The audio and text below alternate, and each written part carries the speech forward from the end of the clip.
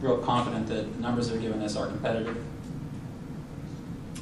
Thank you. Number 4, if the project timeline was extended, would it materially improve your ability to estimate cost and/or improve your design?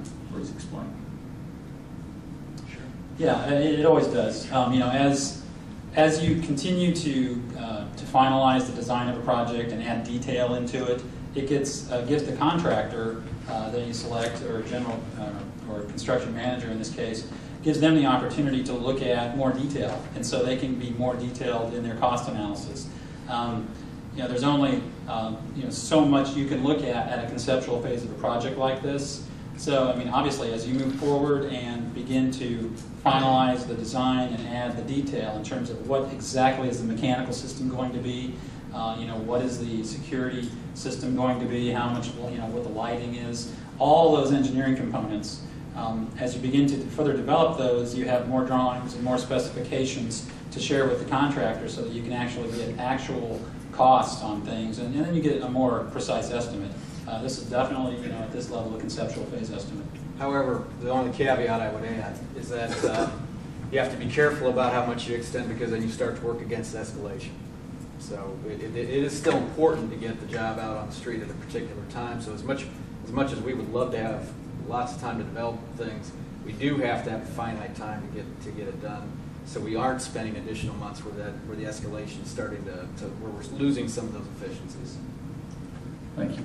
Number 5, what is the status of the projects reviewed by the Texas Commission on Jail Standards, i.e. staffing, utility estimates, operating costs, materials, central plant, and roofing? You may have covered some of that. Some of that I think we did. You know, the Texas Jail Commission, we met with them last week and went in depth over the detail and design, the layout of the project. I think Pinkerton, you were there, you felt very comfortable, they felt very comfortable with the layout and how it was going to function and operate. We are central plant. This building will have a central plant. We're not going to put it on the roof. We're going to put it on grade. It's actually going to be on the back side on what was Spring Street, is where we're looking at putting the cooling towers for the jail tower. So they'll be, you know, kind of hidden from view, kind of back down in there. Whereabouts? Here you go. And we're looking at putting them in about this location right here. So, you know, they're really not going to be, you know, that visible to any of the streets in a hidden location. But we can secure them there. And we can secure them there, that's correct. What were some of the other issues there? Roofing, staffing. We're looking at putting sloped roofs on the jail, on both buildings, you know, to reduce, you know, potential leaking and problems like that. Specifically, the question was staffing, utility estimates, operating costs, materials, central plant, and roofing. We've talked with the Sheriff's Department about, you know, looking at jail staffing, and you know, it's always the chicken or the egg. Once we get a design that everyone's comfortable with, we can, at that point in time, sit down and do a more in-depth staffing plan. You don't ever want to do that until you know you're at a point where things really aren't going to change a lot, because it takes a lot of time and a lot of effort to do that. Thank you. So we don't have a detailed staffing plan at this point. In terms of utility costs, same thing. We can look at that, you know, and we have some, you know, energy modeling that we could look at, you know, what we think the utility costs are going to be for this building. Haven't done that yet, but we can certainly do that.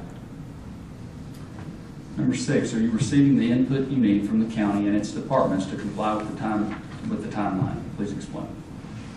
Yes, the county has been very giving of information. They've always met with us when we've needed. On a couple of occasions, several weeks back, we went and toured a facility in Collin County where we looked at the booking, and actually the whole facility. We toured the whole facility with Pinkerton and Garmin and several people from our office. So that was very good. And then a week or two ago, we had another meeting in Dallas where several people came, and we were able to go over the design with them.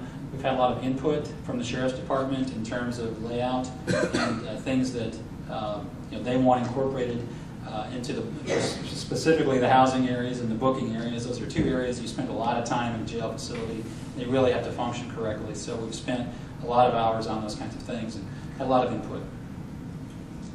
By the way, I have the structural drawings that you requested in the office, so let's not forget before you leave. Thank you. Number 7, there were certain requested revisions to the CGL initial recommendations, such as the land and site alternatives and feasible designs. Has CGL revised the report, bear with me, and master plan, and if so, what impact do the revisions have on the cost and design? I think that's more a question for the Commissioners Court. CGL has not received any requests from us at this point to revise or to look at the master plan because we need to have this presentation made first. And that's something that can be done in the very near future. Number 8, what is the project's contingency amount? We currently, in the numbers we showed you today, we have a design contingency of 10% in there, and then we also have a inflation contingency of 8%. So that's a total of 18% at this point in time that you could call contingency for inflation or design issues or site issues and things like that may come up. Number 9, does the projected cost include furniture, fixtures, and equipment? There's not that much furniture and equipment in a jail project that needs to be added.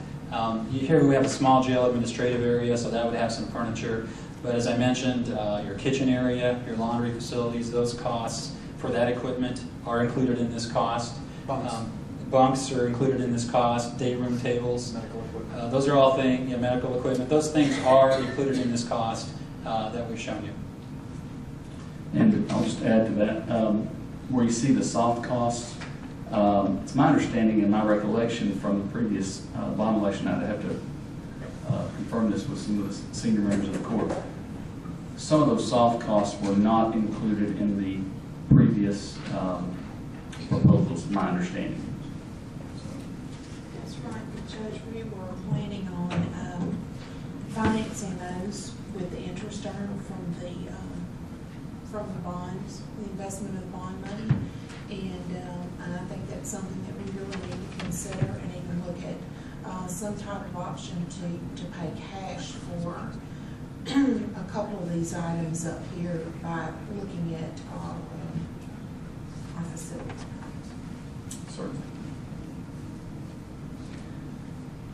Number 10 is, what do you consider a permanent fixture? Anything bolted down, really. Bunks, tables that might be in a cell, obviously toilets, lavatories, those kinds of things. In the day rooms of all the housing units, you have a pedestal that each of the officers would be at in this direct supervision climate. So that is permanent fixture, and that is included in this cost. All of the security electronics, including computers that would be used for door control, all the program logic controllers, all the elements that make up security electronics are part of this, as well as physical security. Day room tables, day room tables that are bolted down, they're included in this as well. Video visitation equipment would be.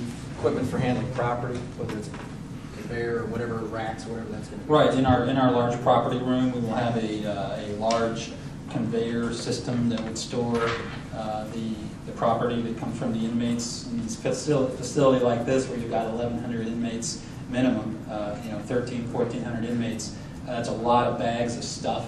And so, as we saw when we toured the Collin County facility, we would have a very similar facility to that, in that it's a conveyor system belt that moves things so that you can access it easily and works well for managing all the inmate property. If any of you have been in your existing facility, you see how it's done now, and it's lined up along the underground tunnel that goes to the courthouse.